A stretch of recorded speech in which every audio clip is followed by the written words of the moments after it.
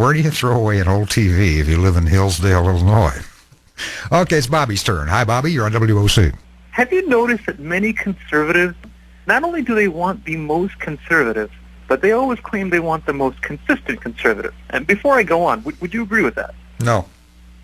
You don't? Okay. Well, tell me why. I'm curious. I thought they would always want Well, the it's most simple. conservative and the most consistent. Say, for example, in many elections, I have written in Mickey Mouse for the office of presidency of the United States. Okay. Because Hi, Mickey. the guys that are there just are not acceptable. It isn't that you're looking for the absolute most conservative anything, because you hear me expressing admiration for Barack Obama as a citizen of the United States, a human being, a husband, father, man, the guy went to law school, suppose you were his mom. And suppose his dad was still alive, to be proud of him. You think his dad would be proud of him? No, they'd be proud of him. I get that. But you said right there that you wrote in Mickey Mouse because of who's available. And see, right there, Jim, this is what my bigger point is.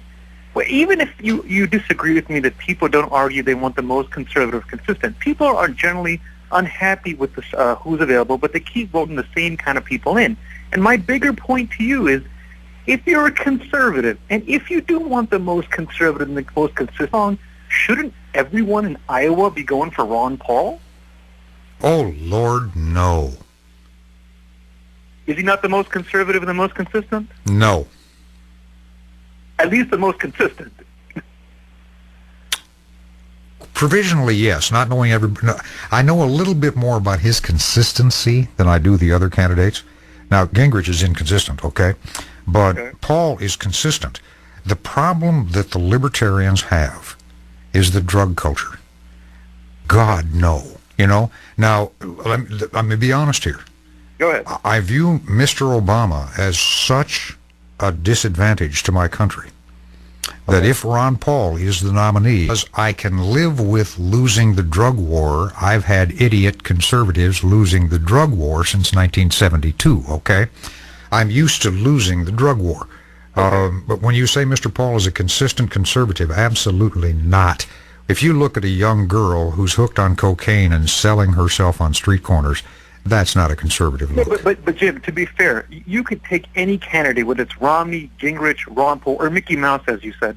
You could take any candidate and pick apart why you think they're not conservative and consistent. But the general consensus among most people is that Paul is the most consistent. And you know what the funny thing is? No, that isn't a general consensus. You're absolutely incorrect.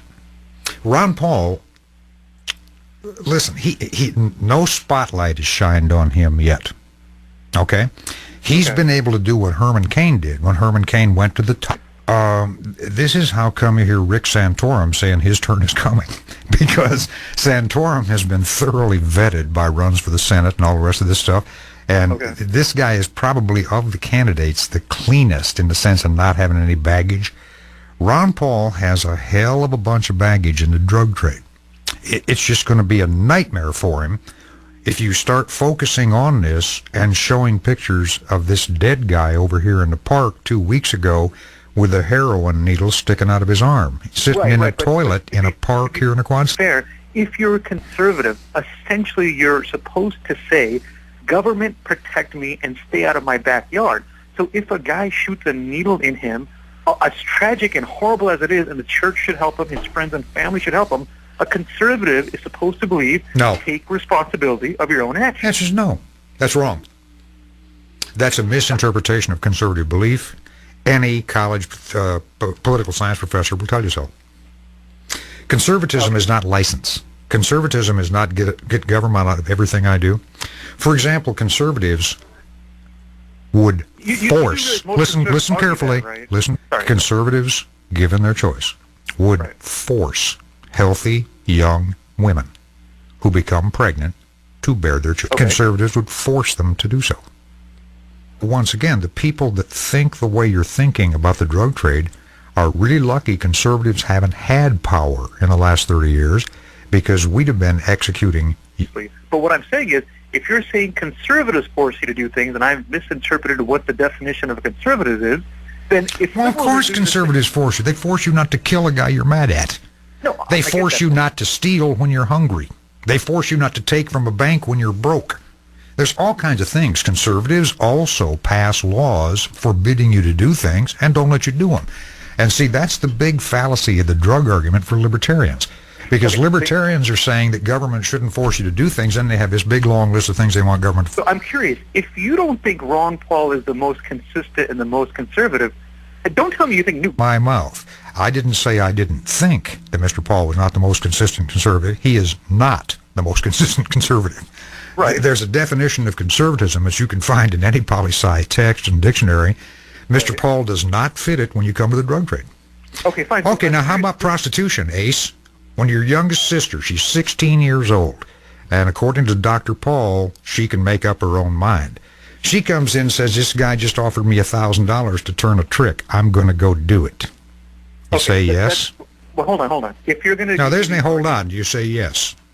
Does it have to be yes or no? Can I explain my answer? There isn't any explanation. There's a yes or a no. I'll tell you why. I'll tell you why it's more than yes or no. If you're going to make the argument that a 16-year-old can't make that decision, and then they're a child, then why are children sometimes trialed as adults and allowed to drive cars? Aren't they children? No. Duh. Here, at the age of 7, you can testify in court. You're no longer a child. Duh. This is called wake up to political reality in your country. Now, the question. Your sister, she's 16 years old. Okay. Your sister comes up to you and says, this guy just offered me, let's make it fun. This guy just offered me $5,000 for an evening in a hotel. I'm going to take him up on it. Now, are you going to lock her in her room, or are you going to let her go to the hotel? Obviously, the first one. Why? Because she's my sister and I'm supposed to protect her, and she's a moron and she thinks she can take the $5,000. Well, wait a second. Now, how come if you're not there and the chief of police in your hometown finds out about it, that he can't lock her up and keep her from going to be a prostitute? First of all, I don't think that's a fair comparison of a police. No, sir, that's exactly a fair comparison. Okay. See, we've delegated your authority to the police officer. Okay, and we've said he's a citizen too. I will answer that with a Ron Paul answer. Here, there are many people in America who get beat up by their husband, many children who get beat up by their family members. Let's put a police officer in everyone's house. No, sir, that's not the answer.